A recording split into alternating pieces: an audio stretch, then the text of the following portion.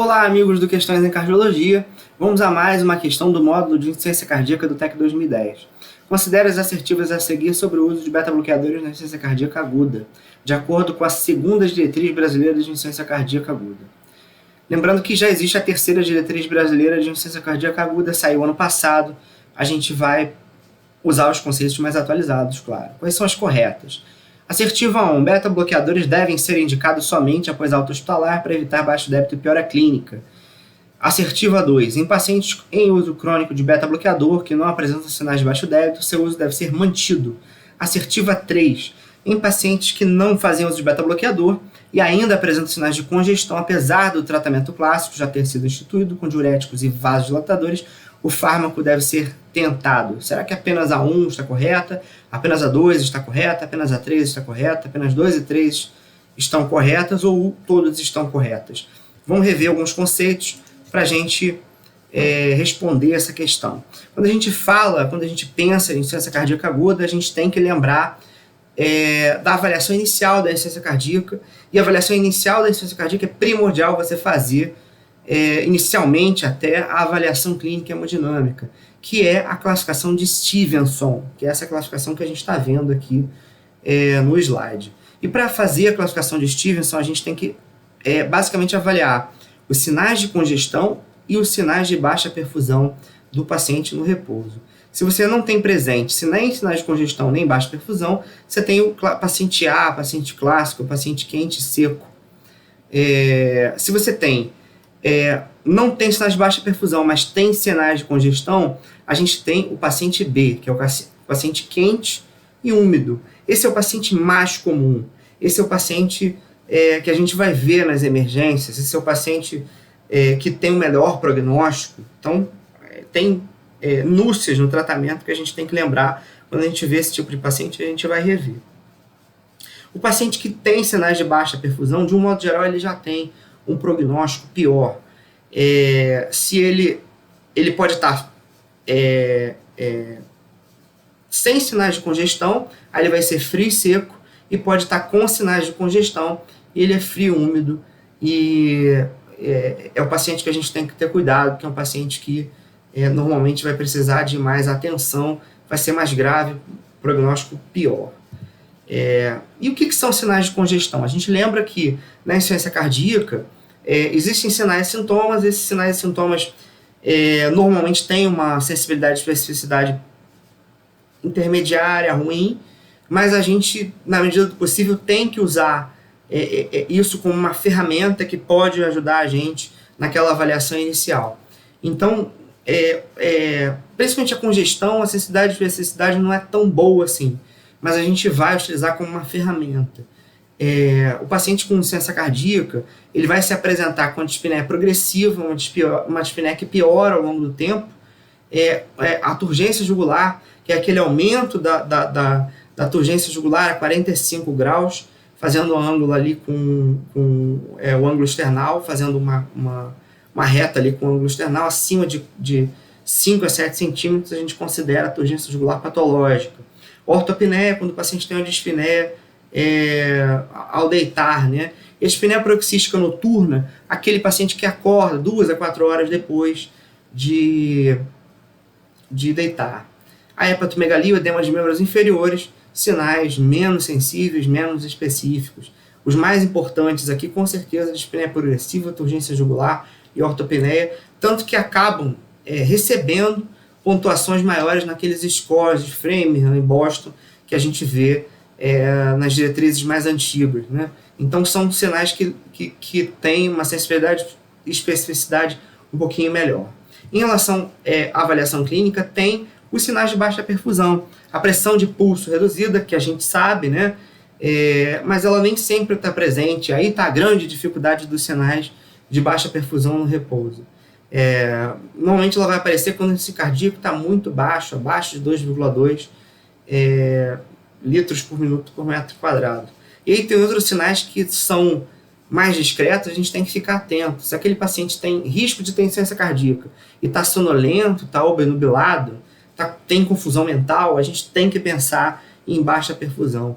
Se o paciente tem extremidades frias, né? Se é um paciente que está urinando menos, se está com retenção urinária, esse paciente tem que primeiro ser monitorizado, bem monitorizado, e passar eventualmente ali um catéter vesical de demora, avaliar muito bem a diurese, e isso vai ser um sinal indireto para você avaliar inotrópico, para você avaliar vasoconstrictor num paciente que está retendo a urina. E aí, quando a gente tem uma insuficiência cardíaca nova, a gente tem uma congestão com hipovolemia periférica, existe um fator causal desencadeante, e a gente vai avaliar, basicamente pela pressão arterial sistólica, qual é a nossa conduta. Se é um paciente que é mais hipotenso, tem um perfil mais frio, a gente vai fazer, se ele está seco, reposição de volume, se ele está congesto, vai avaliar a volemia, fazer inotrópico vasodilatador, né? Aqui também cabe o inotrópico vasodilatador.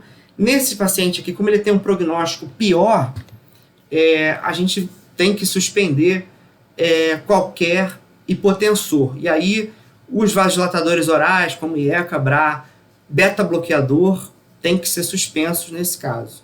A gente vai falar um pouquinho mais sobre beta-bloqueador mais para frente. No paciente que tem a pressão intermediária, que tem o perfil frio-congesto, nesse paciente mesma coisa, né? É o mesmo paciente daqui, avaliar a volemia, só que ele está com a pressão um pouco melhor. Vasodilatador, inotrópico, a furosemida, e eventualmente suspender o IECA e BRA desse paciente, vasodilatador orais, e o beta-bloqueador.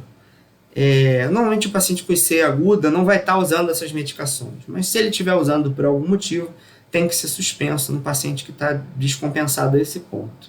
E para os pacientes que estão quentes, né, que estão com sinais de boa perfusão, a gente vai ser menos agressivo. Eventualmente vai começar um vasodilatador, vai fazer uma furosemida. A gente tende a fazer uma furosemida numa dose um pouco mais baixa, porque esse paciente tem um IC agudo, a gente não sabe se é IC mesmo. E eventualmente iniciar o beta-bloqueador e o vasodilatador oral nesses pacientes. Para o paciente que está seco, avaliar a suspensão do diurético. Será que esse paciente está desidratado e por isso está com sintomas? Então isso tem que ser avaliado. No paciente que tem insuficiência cardíaca crônica, o pensamento é bem parecido, né?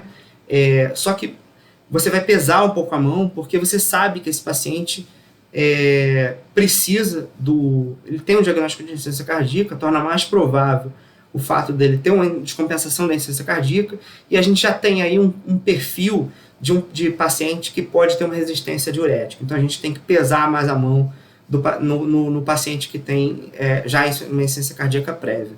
Mesma coisa, no paciente frio e seco, avaliar a reposição de volume. Nesses pacientes aqui que tem um prognóstico ruim, que estão com a perfusão ruim ou estão mais congestos, esse paciente tem que suspender o beta-bloqueador. E por que isso acontece? Tem uma polêmica, né, que ainda é uma questão polêmica, porque a grande maioria das diretrizes, isso foi visto em medicina baseada em evidência, que a manutenção das medicações no paciente que tem insuficiência cardíaca, ela está associado com certeza a menor mortalidade. Mas o problema é que esses pacientes estão muito descompensados, e o beta-bloqueador pode contribuir ali para o paciente para a descompensação daquele paciente que está agudamente com a insuficiência cardíaca descompensada. Então, para os pacientes, aqueles pacientes chocados, os pacientes que têm um perfil mais de baixo débito, esses a gente acaba suspendendo a medicação, realmente suspendendo o beta-bloqueador e eventualmente até os vasodilatadores orais também. E acabar porque ele está hipotenso, está mais congesto, está chocado. A gente vai investir em terapia medicamentosa venosa, mais agressiva, e evitar essas medicações para a gente ter o paciente mais controlado, ter o paciente mais na mão, e aí, no momento em que ele compensa, a gente retorna as medicações. Agora, o paciente que tem a pressão mais intermediária, não necessariamente a gente precisa suspender o beta-bloqueador, e aí a gente segue o conceito realmente, tentar manter as medicações em uso do paciente, e nesse paciente aqui que já tem insuficiência cardíaca, como eu falei, tentar pesar um pouco mais a mão em relação à furosemida, tentar fazer eventualmente 1 mg por quilo naquela abordagem inicial, tentar compensar o paciente, tirar ele da crise e eventualmente fazer ajustes das medicações orais para aquele paciente, para que aquele paciente não descompense de novo. É isso que mais ou menos que está aqui, o ajuste das medicações orais, do vasodilatador oral, do beta-bloqueador, nos pacientes que têm a pressão mais com tendência a estar mais elevada, aqui acima de 110 milímetros de mercúrio, para um paciente que tem insuficiência cardíaca, isso é ótimo. E mesma coisa, o paciente quente seco é o paciente que a gente pode avaliar aí a suspensão de diuréticos. Voltando aqui à questão, as assertivas, né? Assertiva 1, beta-bloqueadores devem ser indicados somente após alta hospitalar para evitar baixo débito e piora clínica. A gente guarda o conceito que não, né? A gente viu ali no quadro, aquele quadro é baseado na diretriz brasileira, na terceira diretriz brasileira, os beta-bloqueadores eles têm que ser iniciados ainda na internação do paciente. Então o paciente entrou descompensado, eu vou começar o beta-bloqueador? Não. A partir do momento que o paciente compensa o quadro clínico, sai daquele quadro de descompensação, não tem mais sinais de congestão, está melhor, não tem sinal de baixo débito, está próximo ali da alta, ou até no momento da alta, é padrão de qualidade você começar o beta-bloqueador. Então, esse é o momento ideal de começar o beta-bloqueador. Numa dose baixa e aumentando ali de 3 em 3 dias, de 6 em 6 dias. E aí, isso pode ser feito até a nível ambulatorial, ali perto da alta, você começa o beta-bloqueador para esse paciente. Você não pode deixar de começar o beta-bloqueador. E não precisa esperar a alta para começar o beta-bloqueador. Em pacientes em uso crônico de beta-bloqueador que não apresentem sinais de baixo débito, seu uso deve ser mantido. Como eu falei, é o paciente que está mais compensado, que não tem sinal de baixo débito, que não tem hipotensão, o padrão é realmente manter as medicações em uso. Então, mantemos, sim, os beta-bloqueadores. Essa está perfeita.